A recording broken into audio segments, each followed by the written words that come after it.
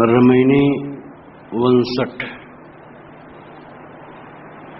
चढ़त चढ़ावत भणहर पूरी, मन नहीं जाने केकर चोरी। चोर एक मूसे संसारा, बिरला जन कोई बूझन हारा। स्वर्ग पताल भूमि मिले बारी, एक राम सकल रखवारी। पाहन होए सब गए, बिन भितियन के चित्र। जासो कियो मिताइया, सो धन भया नहित।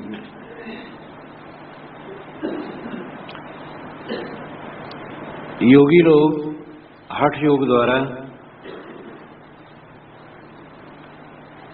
बाहरी दृश्यभास में उलझते हैं।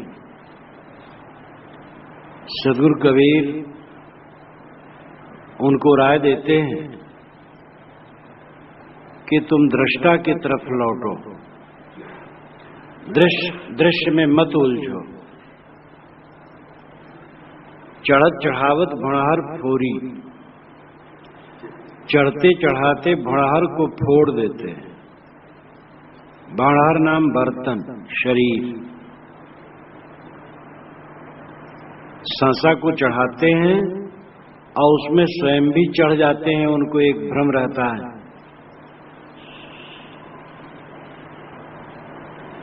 षट चक्र वेदन, मूलाधार, स्वादिष्ठान, मणिपुर, अनाहत, विशुद्धि और आज्ञा, ये 6 चक्रों के वेदने की कल्पना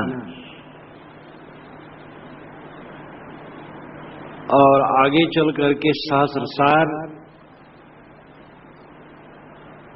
ब्रह्मरंध्र, सहस्रसार में पहुंचने की बात है। प्राणायाम साधना द्वारा श्वास को ऊपर ले जाते हैं, ब्रह्मांड में चढ़ाते हैं, तो समझते हैं कि हम भी चढ़ गए। ब्रह्मांड में ज्योति, खोपड़ी में ज्योति और प्राण का मिलन, वे मान लेते हैं जीव ब्रह्म की एकता हो गई। प्राण ही को मानो वे जीव मान लेते हैं और ज्योति को ब्रह्म मान लेते हैं। प्राण और ज्योति का जो दृष्टा है, ये बात भूल जाती है। चढ़त चढ़ावत भणहर फोरी, चढ़ावत यानी प्राण चढ़ाते चढ़ाते, और चढ़त उसमें स्वयं चढ़ते चढ़ते भणहर फोड़ देते हैं, बर्तन फूट डालते हैं। अर्थ है कि सांस को चढ़ाते चढ़ाते जिंदगी बिता देते हैं, शरीर नष्ट कर देते हैं और बहुत मेहनत करते हैं, लेकिन स्वयं का बोध उन्हें नहीं होता है। ये ज्योति का दृष्टा कौन है? प्राण का दृष्टा कौन है? बाहर से कुछ पाने की जो ललक रखता वो कौन है? वो स्वयं स्वरूप है। स्वयं स्वरूप का बोध नहीं होता है और सांसा को चढ़ाते और उसमें स्वयं चढ़ जाने के भ्रम में पड़े पड़े शरीर रूपी बर्तन को फोड़ देते हैं और हाथ कुछ आता नहीं। मन नहीं जाने केकर चोरी। इनका मन ये नहीं जान पाता है किसकी चोरी है, किसने इनके धन को चुरा लिया। दूसरा कोई चोर नहीं, अज्ञान ही चोर है, न समझना ही चोर है। अपने मन का भुलावा, अपने मन का अज्ञान चोर बन जाता है। तो स्वयं के लिए विवेक नहीं, मैं कौन हूं इसका पता जिसे न हो वो जानो सब तरफ से लूट लिया गया है। चोर एक मुंह से संसारा, एक चोर है जो संसार को मूसता है। मूसना, चुराना, और इसीलिए चूहे के लिए मूस शब्द का प्रयोग होता है। चूहा चुराता है, खेत में बालियों को काट काट करके बिल में ले जा करके बड़े तह से रखता है, इतने कायदे से रखता क्या पूछना। और दूसरे तरफ भी छेद रखता है, जानता है कि हमारे दुश्मन हैं। खेत में चूहे के बिल में लोग पानी भरते हैं और पानी भरते हैं तो जब वो पानी भरते भरते सब तरफ भर जाता है, चूहा एक तरफ चला जाता है। जब बिल्कुल वहां तक चला जाता है तो निकल के भागता है डूबने के डर से, तो लोग फिर मार लेते हैं। चूहा चुराता है, चुराने के कारण से उसका नाम मूस रखा गया है। मूसता है, चुराता है। लब्धाप्चा बहुल लाभान सुखं भुक्ता चिरान्नप रिक्त हस्तस्य नग्नस्य या साम मुस्तो यथा।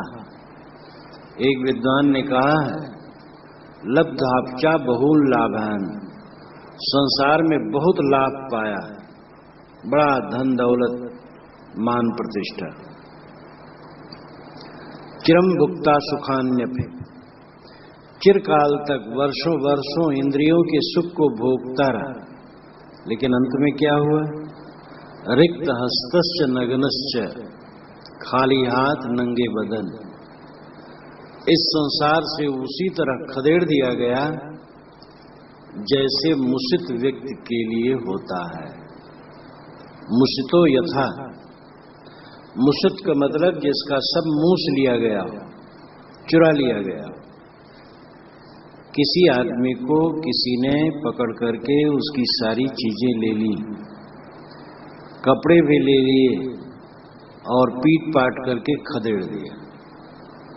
उसकी दशा जैसे होती है संसार में, उसी प्रकार सबकी दशा होती है। जो कुछ तुम अपना मान रखे हो, धन मकान रुपए पैसे कपड़े लत्ते, सब तुम्हारा छीन करके खदेड़ देंगे लोग। कव्वाली में गाया कि घर वाले एक दिन बदला लेंगे कस के, तुम्हारे तन के कपड़े भी उतार लेंगे। चोर एक मुंह से संसारा, एक चोर है जो संसार भर को मूसता है, चुराता है। बिरला जन कोई बूझनहारा, उस चोर को कोई बिरला जन होगा, विरल व्यक्ति होगा जो बूझने वाला होगा, नहीं बूझ नहीं पाते। अपना भूला हुआ मन अंदर में चोरी करता है, अपने स्वरूप का ज्ञान और बाहर का मोह उस चोर का काम है।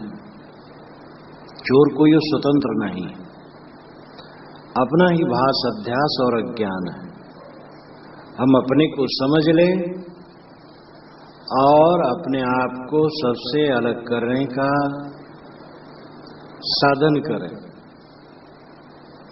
तो हमारा सब दुख दूर हो जाएगा। दुनिया में बड़ी बड़ी उपलब्धियां हैं, उन सभी उपलब्धियों का भी मूल्य है, लेकिन अंततः देखा जाए तो उन सब का मूल्य क्या है? जो सबसे बड़ी उपलब्धि है वो असंगता है,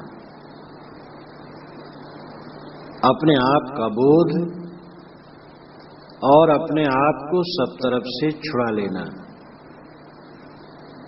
यह काम जिसने किया वो जीवन में सफल है। बाकी लोग सब भटकते हैं,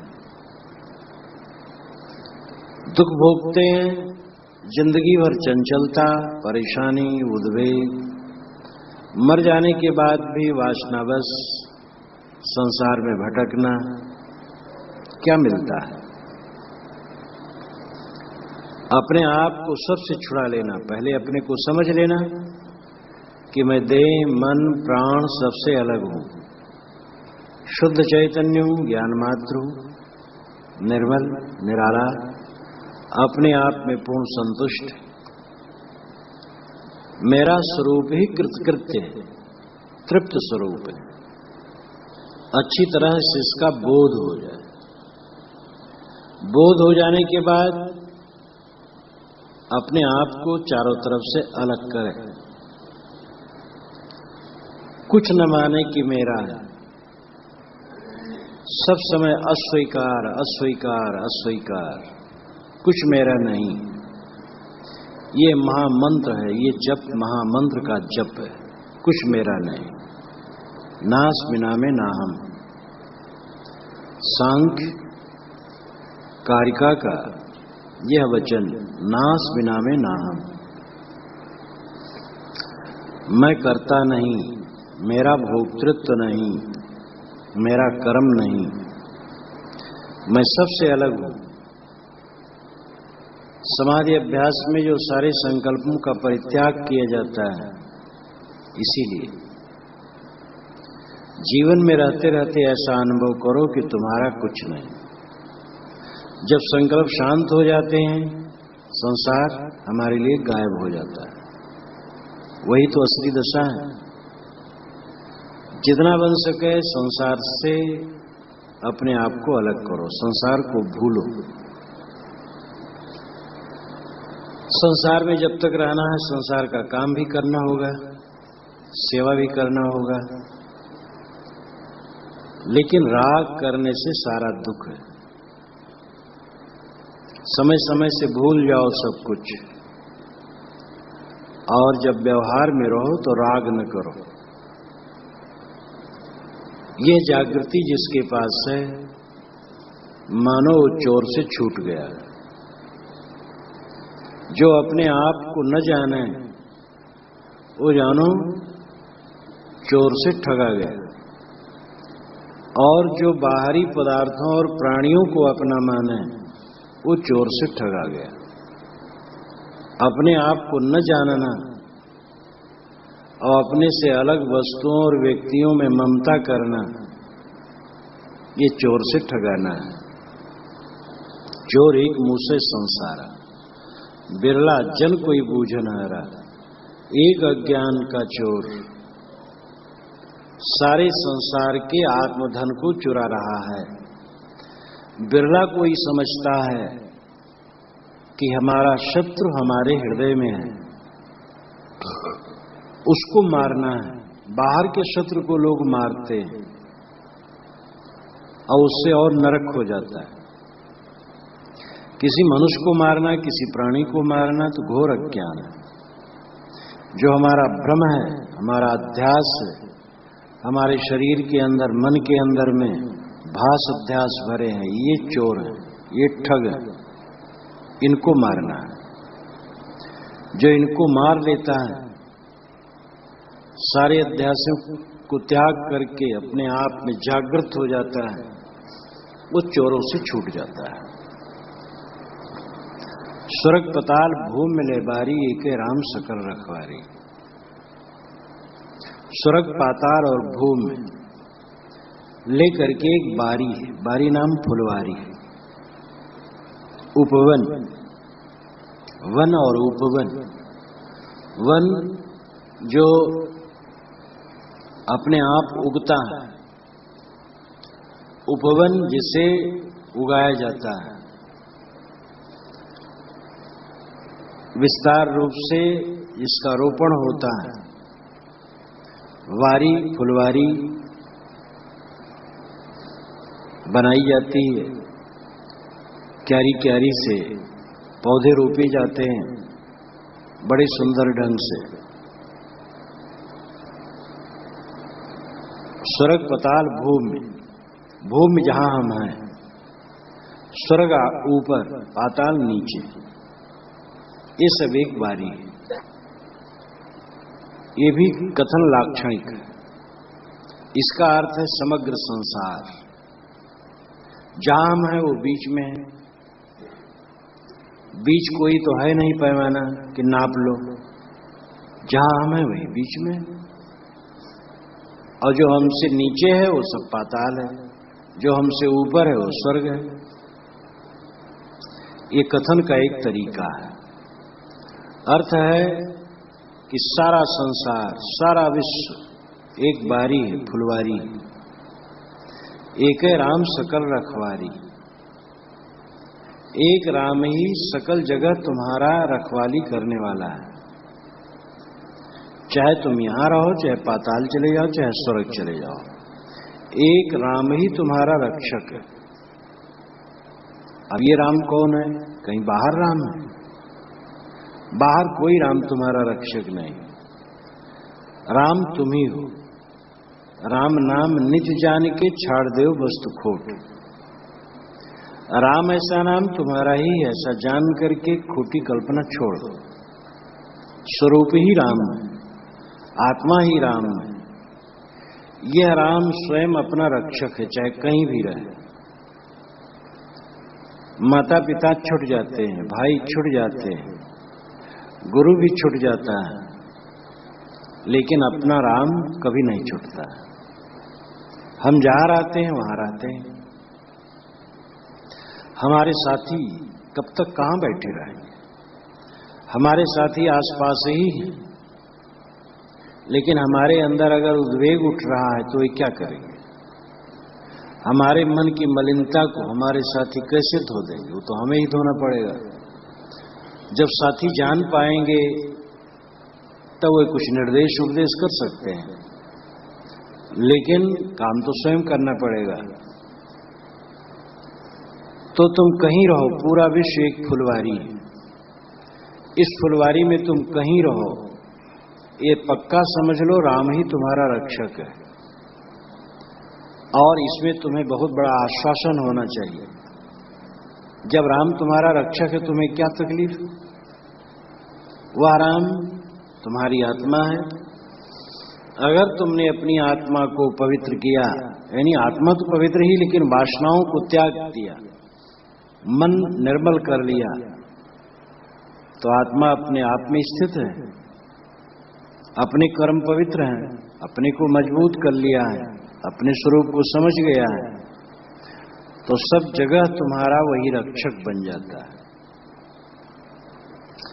जो आत्मा राम है वही तुम्हारा रक्षक है। यानी स्वयं तुम अपने आप के रक्षक हो। स्वयं को समझो। अगर कहो कोई बाहर का राम रखवाला है, तो फिर क्यों उत्पात संसार में होता है? गर्भ में ही बच्चे कितने मर के पैदा होते हैं, राम वहां रखवाली नहीं कर सका। और तमाम दुख दारिद्र संताप संसार में है, लूट खसोट बदमाशी, राम नहीं रखवाली कर पा रहा है। कारण है कि जो जिनको दुख है वे अपने अज्ञान से दुखी हैं, और वो दूसरा कैसे दूर कर देगा? तो राम तुम्हारी आत्मा है। तुम उसको जितना समझोगे, कर्म सुधारोगे, अपने आप में स्थित होगे, उतनी तुम्हारी रक्षा होगी। जितना तुम अपने आप को संभालोगे, स्वस्थ होते जाओगे। अपने आप को नहीं समझोगे तो भटकोगे। इसलिए अपने आप को समझो। ये समझ लो कि स्वर्ग पाताल, भूमि से लेकर के स्वर्ग पाताल, सारा विश्व एक फुलवारी है। और इस फुलवारी में तुम कहीं भी रहोगे, तुम्हारा स्वरूप ज्ञान ही रक्षक होगा। तुम्हारा आत्मविश्वास, आत्मज्ञान, आत्म सुधार ही रक्षक होगा। अगर तुम अपने आप को बलवान, विवेकवान बनाए सब जगह सुखी रहोगे, और अपने आप को कमजोर बनाओगे तो कहीं सुखी नहीं रहोगे। पाहन होए हुए सब गए, बिन भितियन के चित्र, जासो कियो मिताइया शोधन भयान हित। सदगुरु कहते हैं कि सब लोग पाहन हो करके गए, पाहन पत्थर, अपनी बुद्धि को जड़ बना करके गए, विषयों के भोक्ता बने, बाहर भगवान खोजते रहे, बाहर से कुछ पाने की बुद्धि जड़ता है, बाहर से कुछ मिलता नहीं। ये प्राकृतिक नियम है कि मिली हुई वस्तु छूट जाती है। कोई ऐसी वस्तु नहीं है कि मिले और न छूटे। सारे भोग मिल करके छूट जाते हैं। अगर बाहर का कोई भगवान होगा वो छूट जाएगा, बाहर का कोई मोक्ष होगा वो भी छूट जाएगा। जो स्वयं में है, जिसे पाना नहीं केवल पहचानना है, और जो उल्टी क्रिया है उसको त्याग करके स्वयं में स्थिर होना है, बस इतने काम करना है। ये बुद्धिमानी है, विवेक। और अपने को न पहचानना और बाहर खोजना, ये पत्थर होना, विवेकहीन होना, जड़ होना। पाहन होए हुए सब गए। साहब कहते सब पत्थर हो के गए, जड़ हो के गए, निर्बुद्ध हो के गए। बाहर भगवान खोजते रहे, बाहर सुख खोजते रहे, विषयों में सुख खोजना,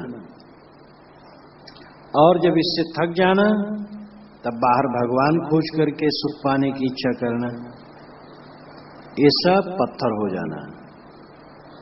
बिन भितियन के चित्र।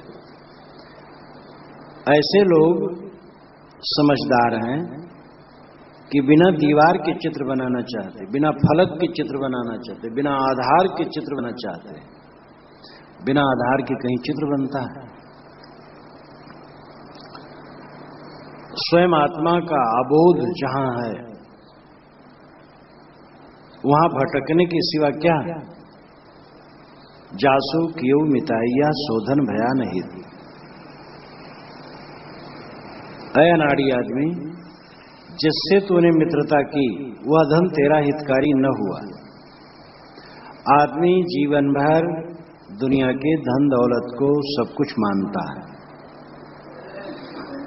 और इसीलिए उसको लेकर के सारा कुकर्म करता है। माता पिता का निरादर करता है, गुरु का निरादर करता है, और न मालूम क्या क्या करता है।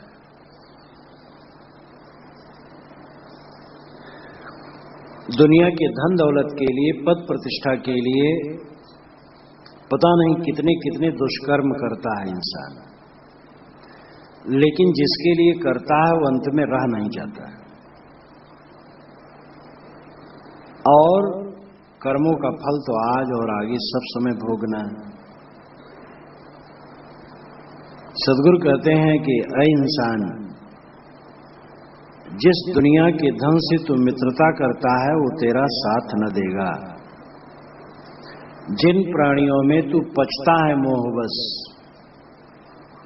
वह तेरा आज भी कल्याण नहीं कर सकते हैं और आगे तो साथ जा ही नहीं सकते।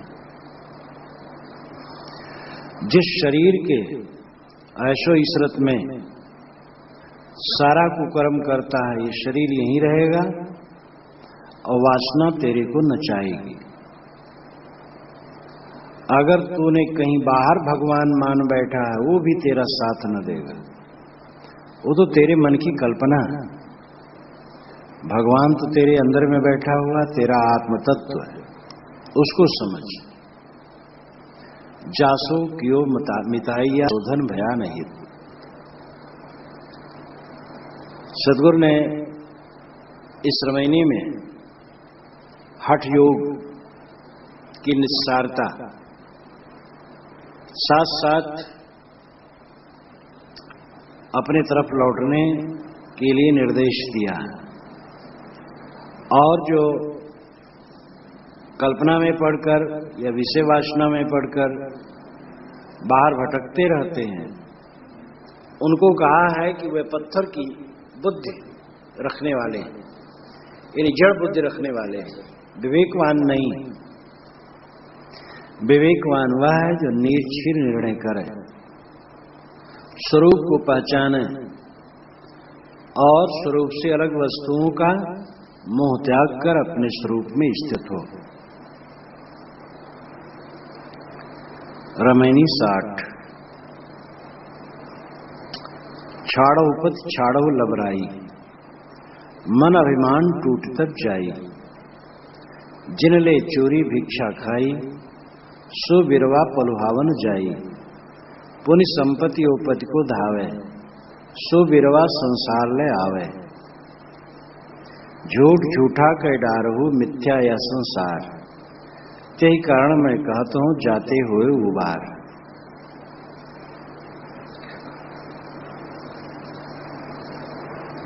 छाड़ो पथ छाड़ो लबराई। सदगुरु कहते हैं तुम अपना पति अगर अलग मान रखे हो तो इस कल्पना को छोड़ दो। तुम्हारा कोई अलग पति नहीं, तुम स्वयं अपने पति, तुम स्वयं अपने मालिक हो। पति नाम स्वामी, मालिक, श्रेष्ठ हो। हुजूर ठाड़ कहता हूं तय क्यों धोखे जन्म गवाओ। अन्यत्र सदगुरु ने इसी ग्रंथ में कहा, हो हुजूर ठाड़ कहता हूं, मैं खड़ा होकर कह रहा हूं, तुम स्वयं हुजूर हो, श्रेष्ठ हो, स्वामी हो।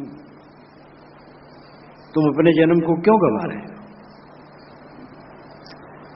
इसलिए पति अगर अलग मान रखे हो तुम, तो इस कल्पना को छोड़ दो। जब तक अपने सिर पर अलग पति मानने की कल्पना न छूटेगी, तब तक स्वरूप ज्ञान नहीं होगा और न स्वरूप ज्ञान की दृढ़ता होगी। इसलिए अपने ऊपर अगर अलग पति ठहरा रखा है तो उसको छोड़ और छाड़ो लबराई, और लबराई छोड़ दो। लबराई नाम लंबी चौड़ी बात करना, लंबी चौड़ी बात करना। अनेक लोग लोकांतर की कल्पना बताना, अमुक जगह भगवान है, अमुक जगह भगवान है, भगवान के दर्शन हमें हुए हैं, ये हुआ है, वो हुआ है। इस प्रकार लबराई करना भी छोड़ दो। ये चमत्कार लबराई है। धर्म के क्षेत्र में चमत्कार, कारण कार्य व्यवस्था विश्व के शाश्वत नियम से भिन्न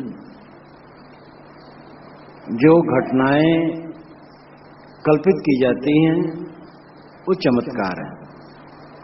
वो घटनाएं तो होती नहीं है, कल्पना से गढ़ी जाती और लोगों पर थोपी जाती। पहले एक जोरावर ईश्वर मान लिया जाता है, उसके पश्चात अपने को जोरावर बनाया जाता है, अपने गुरु बनाया जाता है। हमारे गुरु एक ही काल में कई जगह दिखाई देते हैं, आकाश में उड़ते हैं, भोजन नहीं करते हैं, 500 वर्ष के हैं, 1000 वर्ष के हैं, सबके मन की बात जान जाते हैं। ये सारी लबराई कारण कार्य व्यवस्था के बोध से हट करके होती है। जिसे कारण कार्य व्यवस्था का बोध होगा, विश्व के शाश्वत नियमों का बोध होगा, प्रकृति गति की पहचान होगी और साथ साथ ईमानदारी होगी, किसी को ठगना नहीं चाहेगा, वो चमत्कार की बात कभी भी नहीं कह सकता। चमत्कार केवल छल कपट है जो धार्मिक कहलाने वालों द्वारा फैलाया गया है। तो अपने ऊपर अलग अगर ईश्वर मान रखे हो तो ये कल्पना छोड़ दो, और उसके संबंधी बहुत लंबी चौड़ी बातें जो करते हो उसको भी छोड़ दो। मन अभिमान टूट तब जाए, तभी तुम्हारे मन का अभिमान टूटेगा, सांप्रदायिक अभिमान टूटेगा। जिनले चोरी भिक्षा खाई, सुर बिरवा पलुहावन जाए। जो तुमसे भिक्षा खाए, तुम्हारा दान खाए, वही तुम्हारी चोरी की, तुम्हारे आत्मधन की। तुमसे दान दक्षिणा लेकर के गुजर बसर किए और तुम्हारे आत्मधन की चोरी कर ली। स्वरूप ज्ञान न उनके पास है न तुम्हें दे सकते हैं, तुम्हें कल्पना में लटका दिए, कहीं देवी देवता में, अलग कर्ता में, अनेक भ्रांतियों में, टोना टुटका में, जादू मंत्र में, ग्रह सालगन मुहूर्त में, इतना तुम्हें कमजोर बना दिए कि पदे पदे तुम परेशान हो। कहीं पेड़ के सामने नाक रगड़ रहे हो, कहीं पत्थर के सामने, कहीं सूरज के सामने, कहीं पानी के सामने, कहीं मिट्टी पिंडी के सामने, कहीं गोबर गणेश के सामने। कैसा आश्चर्य! पशु की टट्टी है गोबर, और उसको भी देवता बना करके लोग पूजवाते हैं। तो जिन्होंने तुमसे भिक्षा ली और तुमसे अपना पोषण लिया, उन्होंने तुम्हारे साथ चोरी की। सुबिरवा पलुहावन जाई, वही तुम्हारे संसार वृक्ष को पलुहावन जाई। पलुहावन नाम पल्लवित, हरा भरा करने जाते हैं, यानी तुम्हारे भवबंधन को और मजबूत करते हैं। अथवा छाड़ो पत छाड़ो लबराई, अपने को जो सांसारिक पदार्थों का पति मान रखे हो, स्वामी मान रखे हो, इस अहम भाव को छोड़ दो।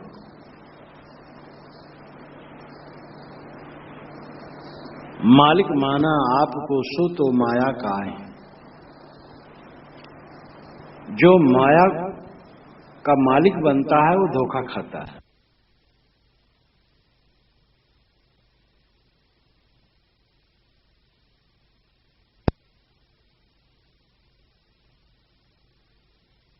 सेवा का काम करना पड़ता है, और सेवा का काम करने के लिए कुछ पद अधिकार ग्रहण करना पड़ता है, चाहे पद अधिकार का नाम हो चाहे ना हो, लेकिन मालिक बनना पड़ता है। तो अपने को मालिक न माने, सेवक माने। महंत को, आचार्य को, मंडलेश्वर को, महामंडलेश्वर को, गुरु को, सबको समाज का सेवक मानना चाहिए। वह अपने को माने कि मैं सेवक हूं समाज का, मालिक नहीं। किसका? मैं गुरु हूं, सेवक हूं। लेकिन ये लोग अपने को मालिक मान करके इतने अहंकारी हो जाते हैं कि लड़ते हैं, मेरी गद्दी ऊंची तेरी गद्दी नीची, मैं मूल तो शाखा। और जीवन भर वे जिसका खंडन करते हैं उसी का समर्थन करते हैं। जब वो गृहस्थ भक्तों में उपदेश करते हैं तो कहते हैं घर द्वार और संसार की सारी चीजें नश्वर हैं, इसका अहंकार नहीं करना चाहिए।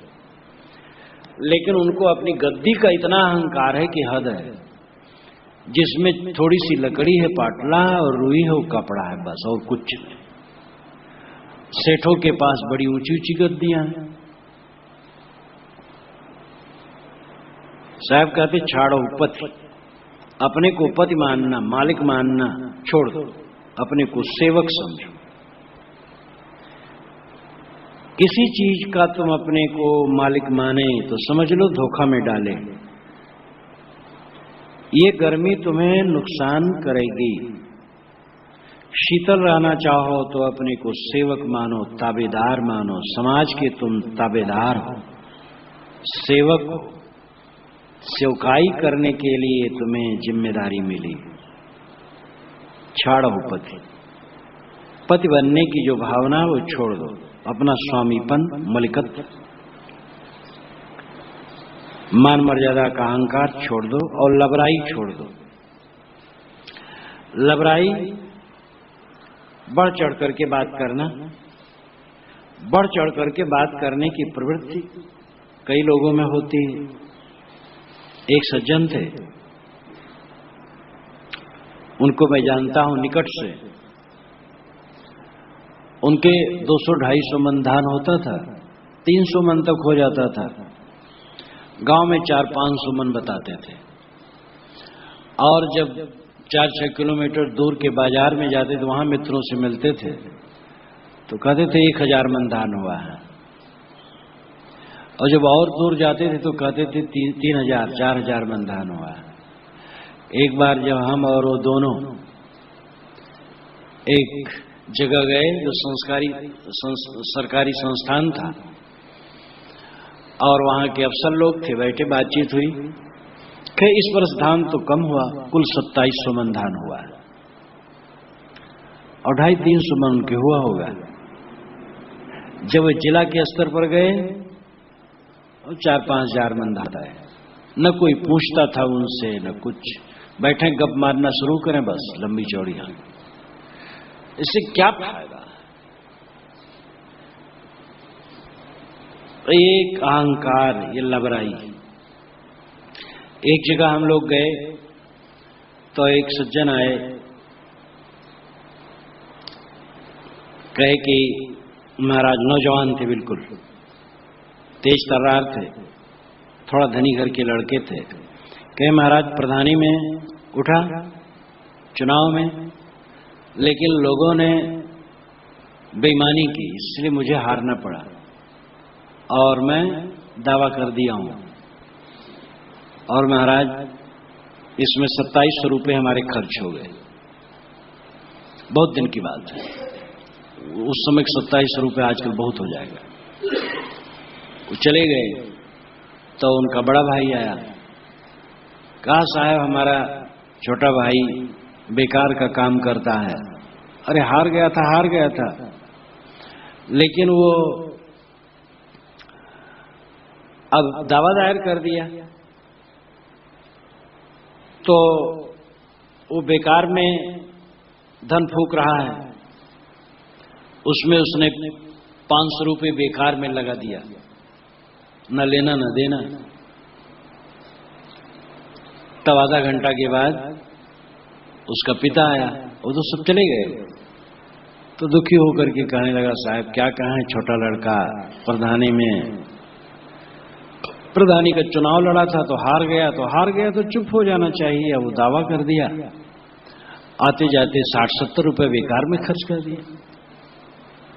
2700 रुपया, 500 रुपया, 60-70 रुपया, इतना अंतर, ये लबराई।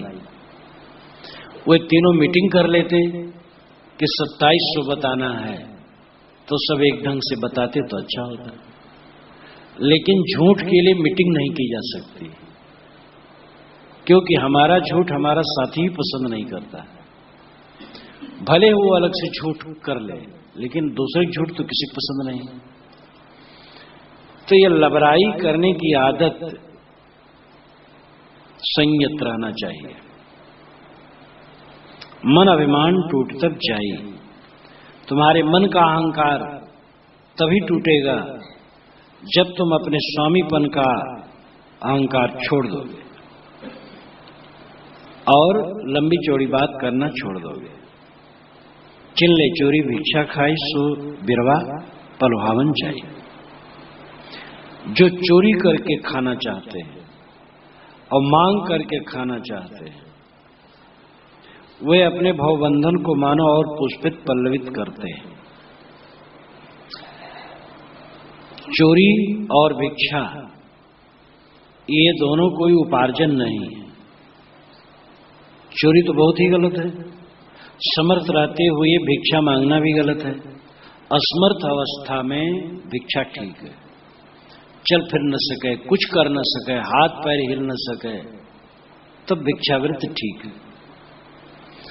और जब आदमी श्रम कर सकता है, भिक्षा क्यों करे? अब इस भिक्षा में जो संत भिक्षा के बल पर ही रहते हैं, भोजन करते हैं, ऐसे संतों के विषय में नहीं लगेगा। अब जो पेशेवर भिखमंगे हैं वो गलत है, लेकिन ऐसे वैरागवान संत जैसे कि जैन मत के ही संत हैं, वे भिक्षा करके खाते हैं। तो जो वैरागवान संत हैं, जो आत्मशोधन में लगे हैं, जिनके द्वारा लाखों लाखों का हित है, लाखों का हो, हजारों का हो, एक दो का हो, लेकिन सच्चा संत होगा तो निश्चित है उससे समाज का हित होगा। वह तो समाज के बड़े कल्याण करता है और संसार से भोजन पाने के वह अधिकारी नहीं है। अन्न जिंदगी में सबसे व्यवहारिक जगत में सबसे बड़ी चीज है। अन्न की आवश्यकता है और अन्न पैदा करता है किसान, इसलिए किसान को विश्व भगवान कहना चाहिए। जो कर्षण करे वो किसान। कर्षण करना नाम खींचना, बीज और खेत से खींच करके अन्न को निकालता है कृषक, कर्षण करता है, खींचता है, इसलिए वो किसान है। बच्चों के हृदय और मस्तिष्क से उसकी विद्या कर्षण करके निकालता है और उसके व्यक्तित्व में फैला देता है अध्यापक, गुरु, वो भी किसान है। कच्चे माल को परिपक्व करके व्यवस्थित विविध वस्तुओं के रूप में परिवर्तित करके कारखाना के आदमी उपस्थित करते हैं, वह भी कृषक, और गुप्त चीजों को खींच करके व्यवस्थित रूप दे करके उपयोगी बना देने वाले हैं। संत महात्मा सदगुरु मनुष्य के अंदर में छिपी हुई ज्ञान शक्ति को खींच करके सत्योपदेश द्वारा जिज्ञास के जीवन में विद्यमान करा देते हैं, अनुभव करा देते हैं। संत गुरु कृषक है, वह उसकी शक्ति का कर्षण करके खींच करके उसके व्यक्तित्व में फैला देने वाले हैं। किसी प्रकार से समाज का जो हित करता है वो समाज से भोजन पाने का अधिकारी है।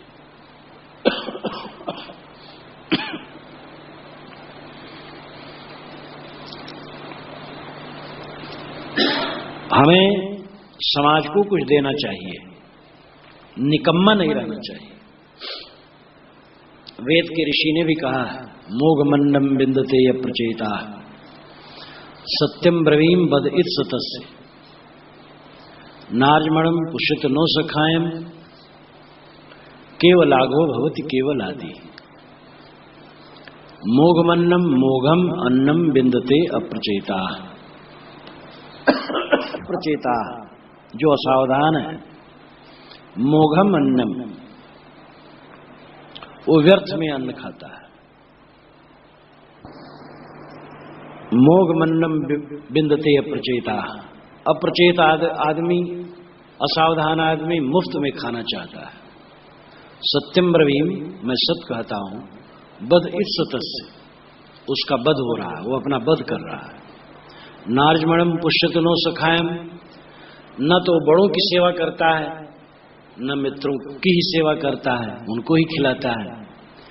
केवलाघो भवति केवलादि, जो केवल आदि है यानी स्वयं ही खाता है, दूसरे को नहीं खिलाता है, तो केवलाघो भवति, वो केवल पापी है, अग करने वाला है। इसमें दोनों बातें कि एक तो मुफ्त न खाओ, दूसरी बात जो कमाओ स्वयं ही न खा जाओ, दूसरे को भी खिलाओ। समाज का किसी प्रकार जो हित करता है उस समाज से वो पाने का अधिकारी है। जो कपड़ा नहीं बनाते हैं वे भी कपड़ा पहनने का अधिकारी है, क्योंकि और कुछ करते हैं।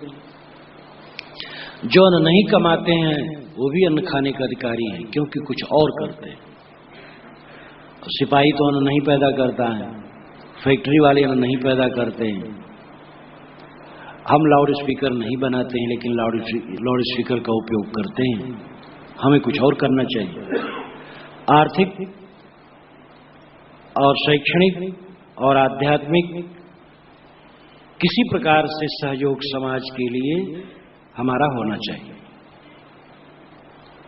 निकम्मा रहना, समाज को कुछ न देना और बैठ के खाना अपराध है। समाज को कुछ दो, अर्थ दो, शिक्षा दो, ज्ञान दो, कोई सहयोग समाज के लिए तुम्हारी तरफ से होना चाहिए। तो साहब कहते हैं जो चोरी करते हैं और से वृत्त पालते हैं, वृत्त चलाते हैं, वह अपने भवबंधन को पुष्ट करते हैं। सो बिरवा पलुहावन जाई, बिरवा नाम वृक्ष, वृक्ष संसार पलवावन पल्लवित करना, हरा भरा करना, संसार बंधन को मजबूत करना। चोरी न करो, धन की चोरी न करो और किसी प्रकार को किसी को धोखा मत दो और मुफ्त में मत खाओ, सेवा परायण रहो। पुण्य संपत्ति उपत को धावे, सो बिरवा संसार ले आवे। फिर जो संपत्ति और पति के लिए धावे दौड़ता है, सो इस प्रकार की तृष्णा संसार बिरवा में फिर ला करके उसको अटका देती है। संपत्ति और पति, संपत्ति धन, पति स्वामी, अर्थ है स्वामीपन। जो धन के लिए दौड़ता है और सम्मान और पद के लिए दौड़ता है, तो उसकी तृष्णा संसार में बारंबार उसे भटकाती रहती है। संपत्ति की आवश्यकता उतनी ही है जिससे गुजर हो जाए। व्यक्तिगत हमारे गुजर के लिए रोटी कपड़े चाहिए और क्या चाहिए। इसलिए कल्याणार्थी को व्यक्तिगत जीवन के लिए संपत्ति संग्रह ज्यादा न करना चाहिए। साधु को सदैव सावधान रहना चाहिए। व्यक्तिगत अपने शरीर के लिए ज्यादा धन इकट्ठा न करें। जो कुछ हो सामाजिक हो। गृहस्थ को भी चाहिए कि व्यक्तिगत अपना धन न बनावे। जो कुछ है परिवार का, जो कमाई हो सार्वजनिक रूप में रखे, परिवार का पोषण करे, दूसरे की सेवा करे, दान पुण्य करे। व्यक्तिगत अलगिया बना करके अपराध न बनावे। अलगिया करने की प्रवृत्ति गृहस्थों में भी है और साधुओं में भी।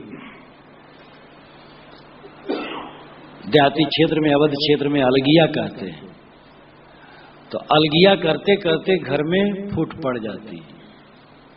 अलगिया न करे तो अच्छा है, व्यक्तिगत पोगरी न करे तो अच्छा है। सब संपत्ति समाज की है, अपना क्या है, उसमें रोटी मिल जाएगी बस। अपने को फकीर रखे तो मस्त रहे, और जहां धन का मालिक बना वहां दुख भोगा। जहां अपने व्यक्तिगत के लिए धन बटोरा वहां दुख भोगेगा। जो धन है समाज का है, परिवार का है, सार्वजनिक। तो संपत्ति के पीछे जो परेशान है कौड़ी कौड़ी बटोरने में, और पति के पीछे पति बनने में, मालिक बनने में, राजनेता लोग सारा पाप क्यों करते हैं? गद्दी के लिए, जनता के लिए सौ पाती आंसू बहाते हैं, धोखा है। दूसरे लोग जनता की सेवा नहीं कर पा रहे, हम पहुंचेंगे तो दूध की नदी देश भर में बहा देंगे। जो इनका पाखंड और दंभ है वो सब समझ में आता है। कुर्सी के लिए परेशान है। जो सच्चा नेता होगा वो ऐसा परेशान नहीं होगा। उसको तो जनता ही स्वयं ध्यान देगी। अगर सबसे अपराधी भावना देखना हो तो राजनेताओं को देखना चाहिए। सर्वाधिक अपराधी भावना इनमें होती है। ये अपनी कुर्सी के लिए निरपराध को भी दोषी कहते हैं। धूल की रस्सी रात दिन बंटते हैं। धोखा देना इनका काम है। तो संपत्ति और पद के लिए जो दौड़ता है, दुनिया के कूड़ा कबाड़ में अपना चित्त हरदम रखने वाला, संसार भवाटवी में न भटकेगा और कहां जाएगा। रुपए पैसे, नर नारी, धन दौलत, जगह जागीर, ये स्मरण के विषय नहीं है, चिंतन के विषय नहीं। चिंतन के विषय तो आत्मा राम है। ये तो केवल उपयोग के विषय है। इनका स्मरण कर करके जिंदगी बिताना अपने को गड्ढे में डालना है। भोगों का चिंतन करते करते जो जीता है वो अपना नरक करता है। भोगों का चिंतन करते करते न जिए। साहब कहते जो संपत्ति और पद के लिए दौड़ता रहता है सो बिरवा संसार ले आवे, सो वह तृष्णा वह वासना संसार वृक्ष के नीचे फिर उसको ले आती है।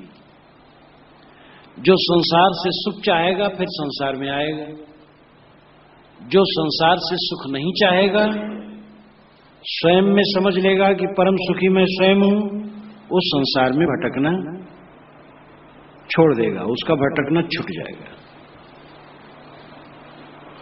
झूठ झूठा के डारहु मिथ्या या संसार, ते कारण मैं कहता हूं जाते हुए उबार।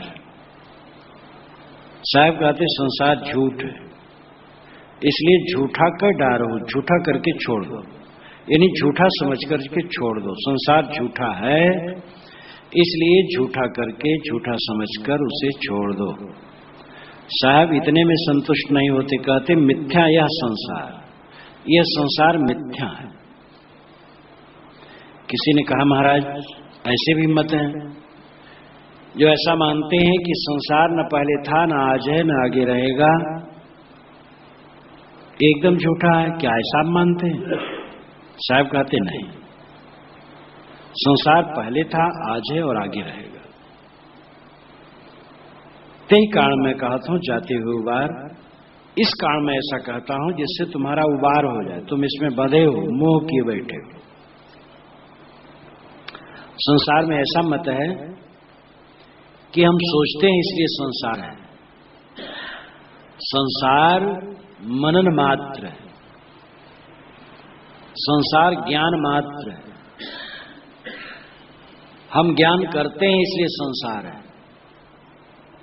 कबीर साहब कहते हैं संसार ज्ञान मात्र नहीं है, संसार हमारे ज्ञान से एक अलग सत्ता रखता है। संसार का ज्ञान करें या न करें संसार है।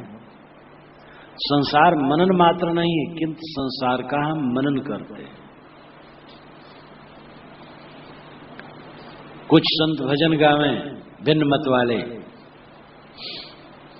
विचार देखो प्यारे जगत बना है मन से, तब पारखी संत गावें विचार देखो प्यारे जगत बना है कब से,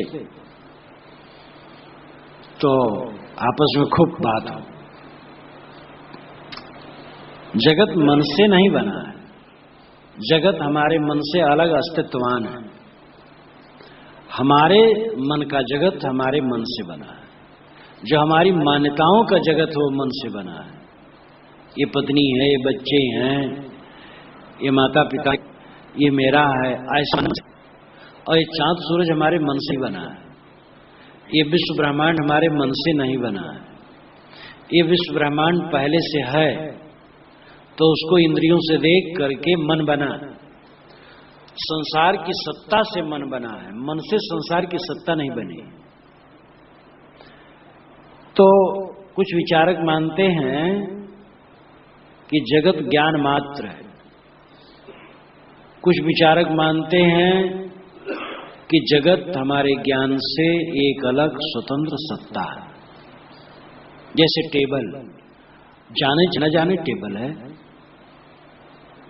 टेबल जानना मात्र नहीं है, ज्ञान मात्र नहीं है, किंतु हमारे ज्ञान से टेबल की अलग सत्ता है। काम क्रोध ये ज्ञान मात्र, ये जानना मात्र है, मानना मात्र है। काम क्रोध हम मानते हैं बस है, न माने नहीं है। लेकिन ये टेबल माने चाहे न माने है। ये सारा संसार जड़ चेतन एक कारण है, एक कार्य है। मिट्टी पानी आग हवा कारण है, और घर घड़ा यंत्र इत्यादि वस्तुएं वृक्ष वनस्पति ये कार्य हैं। कारण नित्य अनादि है और कार्य अनित्य अनादि है।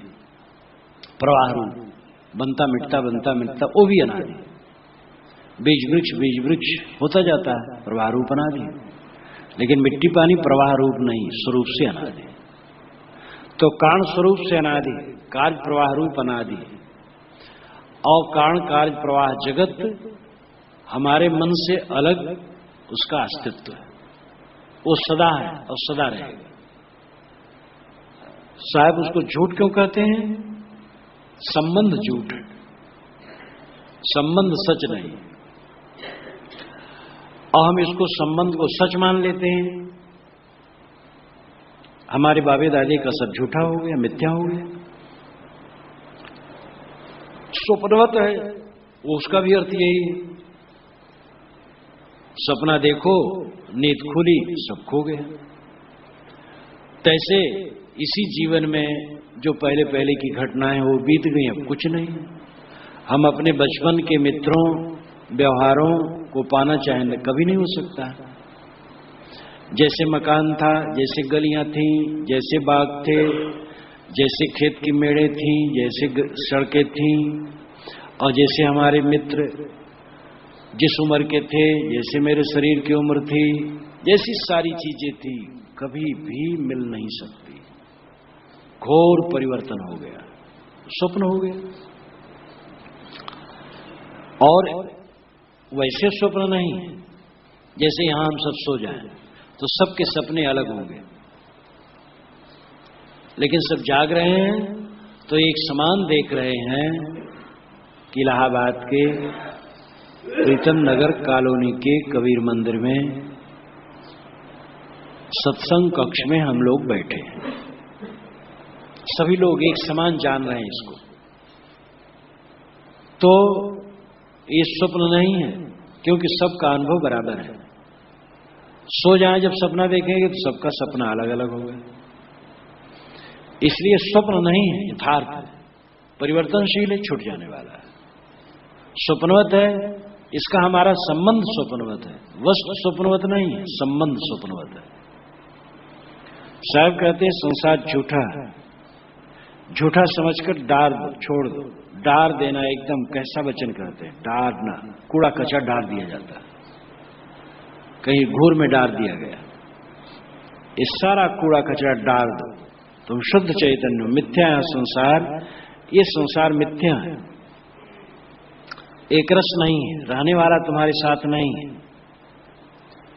साहब कहते हैं मैं इस कारण कहता हूं जिससे तुम्हारा उबार हो जाए, तुम इसमें धंसे हो, नाक तक डूबे हो, मान रखे हो सब मेरा है, और इसी संताप में रात दिन जलते हो।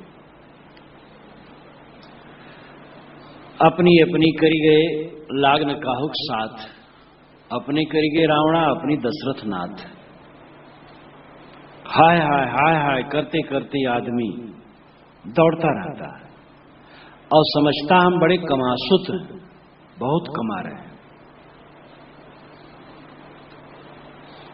लेकिन कमा के क्या किए? एक महांतरा है तो कहे बंदो चरण सरोज जिन यह कुदरा निर्मयो, परख दिखायो खोद ते गुरसन दूजा ने। तो दिन भर कुदरा लिए रहे, खूब धन बटोरे, खूब धन बटोरे, मर गए, कुल बह गए। न जीते जीते वे संत सेवा कर सके, मरने पर कुल बह गया, जो बचा बह रहा। तो बड़े शूरवीर अपने को मानने वाले, दुनिया की चीजों को इकट्ठी करने वाले अपने आप को बड़ी शूरवीर मानते हैं, लेकिन वो गोबरौला की तरह, चींटी की तरह और जानवरों की तरह बस इकट्ठा करते रहे, कुछ सार नहीं। हाँ, जीवन के लिए कुछ चाहिए, करो, संग्रह कुछ करो, खाओ खिलाओ। साधु मामला फर्ज, आवागवा खर्च, आवागवा खर्च रहे, साधु मामला फर्ज रहे। कहें कबीर सुनो संतो, ज्यों आवे त्यों फेरी हो, माया से निवृत्त होने के ही साधन है। जैसे आवे फेरते रहो, फेरते रहो, करते रहो उपयोग, तब कल्याण है। साहब कहते इसलिए मैं कहता हूं जिससे तुम्हारा उबार हो जाए, तुम धंस रहे हो। साधु भी अगर अपना व्यक्तिगत पैसा थोड़ा तह करके रखने लगे तो उसी में दिमाग घूमा करेगा बेकार में। इसलिए तह करके रुपया व्यक्तिगत धरो न, बस सेवा में लगाते रहो, लगाते रहो, कुछ थोड़ा मोड़ा रखो। खुशी है कि हमारे साधु सब लगाते रहते हैं। गृहस्थ को, विरक्त को, किसी को भी व्यक्तिगत के लिए ज्यादा धन नहीं जोड़ना चाहिए। जो कुछ हो पारिवारिक और सामाजिक हो। गृहस्थी में है तो सभी परिवार के लिए, विरक्ति में है तो पूरे समाज के लिए, ऐसा रखा है तो अपना मन फ्री रहेगा, परिवार की सेवा होगी, समाज की सेवा होगी। और जहां अपना अलगिया किया, जहां प्राइवेट धन इकट्ठा करने की सोचा, वहां मन खराब होगा, मन बंधन बनाएगा। इसलिए झूठा करके छोड़। इसलिए मैं कहता हूं कि तू उसमें धंसा है, निकल, और जिसमें तू धंसा है वो कुछ काम का नहीं होगा, आजकल में गायब हो जाएगा। सबका गायब हुआ है तो हमारा कहां धरा रहेगा। इसलिए सावधान हो जाओ।